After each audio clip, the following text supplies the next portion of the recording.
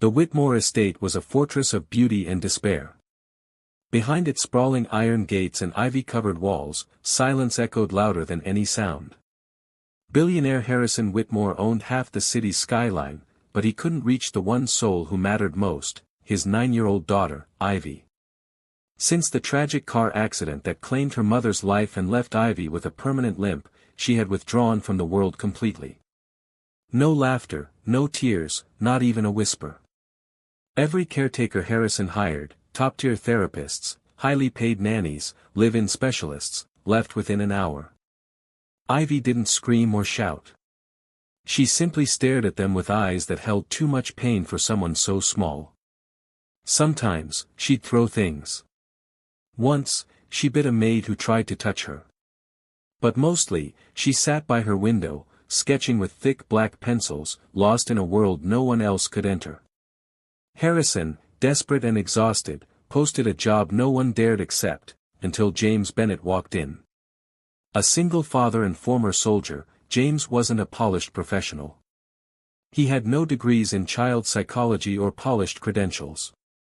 What he had was experience, raising his own daughter, Emily, alone after his wife passed during his last tour overseas. He understood grief. He knew silence intimately. Harrison eyed him skeptically during the interview. "She's not like other kids. You won't last a day." James simply replied, "I'm not here for a day." When he stepped into Ivy's room, he didn't speak or try to win her over. He quietly picked up her stuffed animals, lined them up, and began cleaning each one with a gentle hand, humming softly to himself. Ivy didn't move. But she noticed. Something about his quiet strength didn't scare her, it grounded her. Later that night, James left a grilled cheese sandwich and tomato soup outside her door with a sticky note, "My daughter's favorite. Just in case you're hungry." He didn't wait around to see what happened. But in the morning, the bowl was empty. No one had ever seen Ivy eat what someone else offered. For the first time in years, the ice cracked, just slightly. And James, without even trying, had done what no one else could. He stayed. James arrived the next morning like it was any normal job, dressed in a plain gray hoodie and worn boots, a quiet confidence in his step. Ivy was already sitting in her window seat, legs folded beneath her, sketching furiously with black pencil strokes on paper that seemed to scream more than she ever could. James didn't interrupt. He simply tidied the room, humming the same tune he had the day before, occasionally glancing over as if to silently say, "I see you, but I won't push." Instead of trying to talk, he placed a worn sock puppet, stitched by his daughter Emily, on Ivy's shelf and left without a word. That afternoon, a new drawing appeared on the table outside her door, a small girl sitting alone in a corner, with a dark scribble hovering above her head like a storm. James studied it carefully, understanding the message without needing an explanation. That night, as Ivy sat in silence behind her door, James sat just outside and began telling a story, not one from a book, but a tale about a dragon who lost its fire after losing someone it loved. He spoke softly, never pausing, his voice filled with quiet empathy. Ivy didn't respond, but the next morning, her sketch showed a small dragon curled beneath a tree, eyes closed, a tear dripping from its snout. James left another puppet the next day, this one a dragon, and sat outside again that evening. The stories continued, about warriors who were too tired to fight, animals who missed their moms, and little girls who felt too broken to be heard. On the fifth night, something changed. As James finished the story about the dragon trying to fly again, a faint voice crept from behind the door. Did the dragon ever get his fire back? James froze. His heart pounded. Slowly, he turned his head and said gently, "Not yet. But I think someone's helping him." Inside the room, Ivy pressed her drawing pad to her chest, breathing fast but steady. It was the first time she'd spoken in over 2 years. James didn't smile, didn't react loudly, he just whispered, "Good night, Ivy." She didn't reply, but this time, she moved her dragon puppet beside her pillow. And slept with it in her arms. By the third week, Ivy was no longer hiding behind her bedroom door. Every morning, she waited at the top of the stairs, quiet but expectant, watching as James walked in with a new story or small surprise tucked under his arm. Some days it was a carved wooden animal, other days it was a new drawing Emily had made just for her.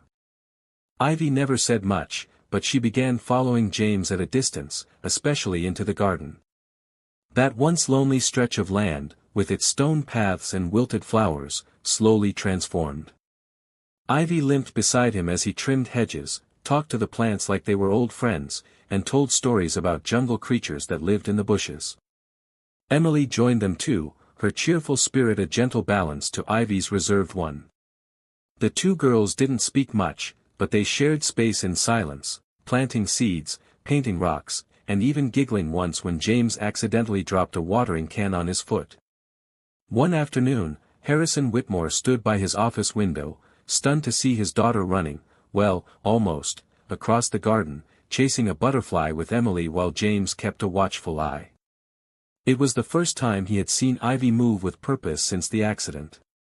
Overcome with emotion, he stepped outside, unsure whether to approach. Ivy noticed him, froze for a moment, and then, slowly, walked up to him and placed a small yellow flower in his hand. "For Mom," she whispered. Harrison's eyes filled with tears. "She'd love it," he managed to say. And then, Ivy reached for James's hand and pulled him gently beside her, as if to say, "He helped me find it." But not everyone was pleased.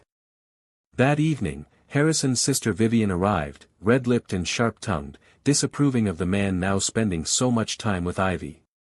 "He's not a professional," she snapped. "He's just some ex-soldier with a mop and a daughter." James didn't flinch. Ivy, to everyone's shock, stepped forward and said clearly, "He's not just anyone. He's my friend." The room fell silent. Harrison's voice cracked when he said, "That's more than anyone else has been to her in years." Vivian left fuming, but it didn't matter. In Ivy's eyes, the war was no longer outside. It was slowly being won, inside her. Rain poured hard the morning everything changed. James arrived early, carrying breakfast and a new storybook Emily had picked out for Ivy. But instead of Ivy greeting him at the top of the stairs like she had for the past week, the mansion was eerily quiet. Harrison met him in the foyer, eyes stormy and tired. "Vivian's filed for temporary guardianship," he said, his voice strained. "Claims I'm unfit and allowing an unqualified stranger too much access to my daughter." James stiffened. "You're joking." But the grim look on Harrison's face said otherwise. Vivian had hired lawyers, therapists, and even a private investigator to dig into James's military past. And worst of all, the court date was set for tomorrow. Ivy, who had overheard every word from the stairwell, ran out the door. Limping, soaked by the cold rain, into the woods behind the estate. Panic spread fast. Harrison called out her name again and again, heart racing. James didn't hesitate, he followed her trail through the mud, over the broken path they had once walked together in peace. Emily, trembling, waited by the door, clutching Ivy's favorite dragon puppet. James found her 15 minutes later, huddled beneath the fallen oak tree they once used as a storytelling spot. Her hair was plastered to her face, tears mixing with rain. "They're going to take you away," she said between shaky breaths. "You and Emily." "I heard them." James knelt in the mud, his hand steady on her shoulder. "Not unless you let them," he said softly. "But Ivy, you have to speak up now. You have to tell them what you want." The next day in court, everyone was prepared for another silent appearance. But when the judge asked Ivy if she wanted to stay with her father or accept her aunt's guardianship, she stood, limping forward with her dragon in hand. "I want to stay," she said, her voice clear and strong. "With James. He's the first person who didn't try to fix me, he just stayed." The courtroom was stunned. Vivian's case fell apart within minutes. 6 months later, Ivy returned to school with Emily by her side and James waiting with lunchboxes at pickup. She wasn't the same broken girl in the window. She was healing, because someone finally cared enough to listen and never let go.